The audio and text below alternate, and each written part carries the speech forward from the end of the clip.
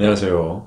음, 첫 번째 이제 영상에서는 제가 과연 그 비염이라는 게 이제 뭐 많이들 알고 있으신데 얼마나 많으냐, 정말 얼마나 많은 사람들이 비염으로 고생을 하느냐에 대해서 이제 간단하게 말씀을 드렸고요. 오늘은 이제 본격적으로 비염이 뭐냐, 도대체 왜 생기냐, 이런 부분부터 이제 하나씩 짚어 나가려고 합니다. 근데 그 설명에 앞서서 우선은 제가 그 어떤 몸의 어떤 기능적인 부분에 대한 설명을 먼저 하고 넘어가려고 해요. 이거는 꼭 알고 계셔야 돼요.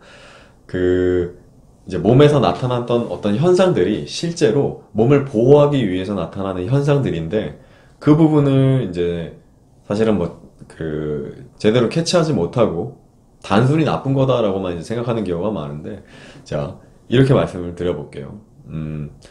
우선 내가 이제 비염 증상 중에 콧물이 나죠.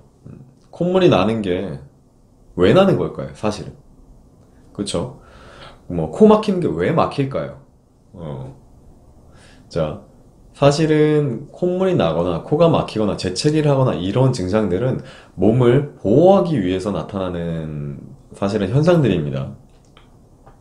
자, 그 호흡의 통로, 코 속에 그 코로 이제 호흡이 통로 그 유입이 될 때, 공기가 유입이 될 때, 공기 속에는 미세먼지들도 굉장히 많아요. 근데 그리고 온도 습도가 일정치 않고, 뭐 어떤 날은 되게 덥고, 어떤 날은 되게 차고 이런 식으로 굉장히 온도 습도가 좀 다르죠.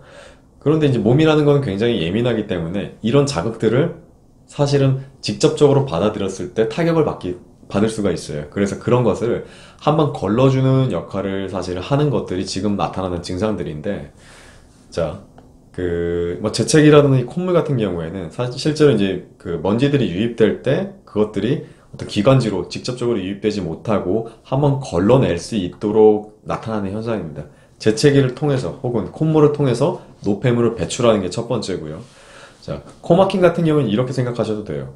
자, 통로가 굉장히 넓은데 통로가 너무 넓어가지고 먼지들이 너무 강하게 많이 유입이 된단 말이에요. 그러면 통로를 좁혀야 되겠죠. 그래야지 먼지들이 적게 나타나겠죠.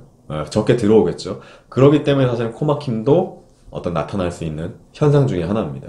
그리고 코 속이 너무 건조하다.